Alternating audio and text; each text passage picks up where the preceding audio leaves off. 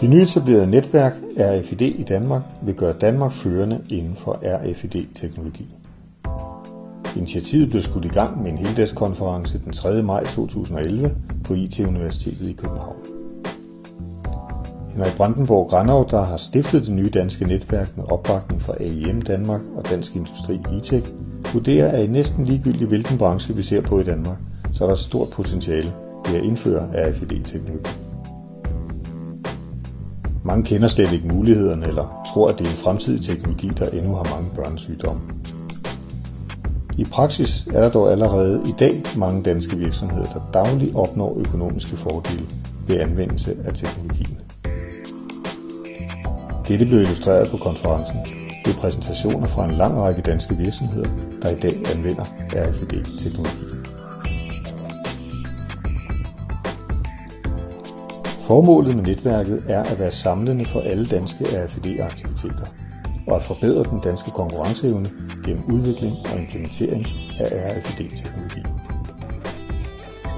Som optakt havde netværket i samarbejde med bl.a. IT- og Telestyrelsen og Dansk Industri arrangeret heldagskonferencen den 3. maj med fokus på de muligheder, som brugen af RFID giver og på rammerne for anvendelsen af teknologien herhjemme.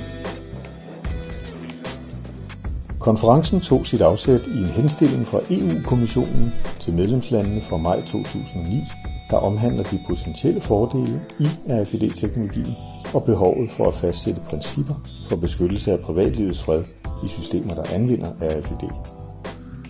Herhjemme er det IT- og Telestyrelsen, der står for at implementere henstillingen. Efter velkomst, introduktion til RFID-teknologi generelt samt inspiration fra RFID-anvendelse ude i den store verden, var der fokus på rammebetingelserne for RFID. EU-kommissionens øverste ansvarlige for RFID, Dr. Florent Frederiks, orienterede om baggrunden og motivationen for EU-kommissionens henstilling. Efterfølgende fortalte chairman Jens Schmidt om RACE-netværket RFID in Europe, og om den 3-årige aftale EU-kommissionen har indgået med netværket, netop for at få udbredt kendskabet til RFID i Europa. Danmarks videnskabsminister Charlotte Sahl Madsen talte herefter om rammebetingelserne for anvendelse af RFID-teknologi i Danmark, samt vigtigheden af, at teknologien bliver mere udbredt i Danmark. Ministeren udtalte, at netop konferencen RFID i Danmark 2011 kunne bidrage væsentligt til at bane vejen for større udbredelse af RFID i Danmark. I tilknytning til konferencen var der en udstilling, hvor det var muligt at få demonstreret teknologien i praksis og få svar på diverse spørgsmål vedrørende teknologien.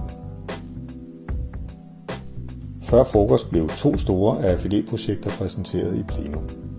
Containercentralens administrerende direktør Tony Gravesen præsenterede deres anvendelse af RFID-tags på blomstercontainere i en løsning, der omfatter mere end 3 millioner containere og anvendes af rigtig mange aktører i mange lande. Det andet store projekt var rejsekortet, der blev præsenteret af teknisk direktør Gregers Mogensen. Rejsekortet er et chipkort med en RFID-chip i. Om eftermiddagen var der i et auditorium præsentationer fra 6 danske virksomheder: Danmarks Pædagogiske Bibliotek, Computer City, Dansk Ungdomsferierejser, Berentzen Tekstil, MT Højgaard og vinduesproducenten Ideale Kombi. Alle med positive erfaringer med anvendelse af RFID-teknologi. Parallelt med præsentationerne af de praktiske cases var der i et andet auditorium mini-workshops vedrørende Internet of Things og senere om RFID og forbrugerbeskyttelse. Efter eftermiddagspause med udstillingen Networking, Kaffe og Kage samledes alle igen i plenum. Her var der 2 indlæg fra henholdsvis SAP Research og IBM, begge om udviklingen i de kommende år. Vil du høre mere om RFID i Danmark, så klik ind på www.rfididdanmark.dk.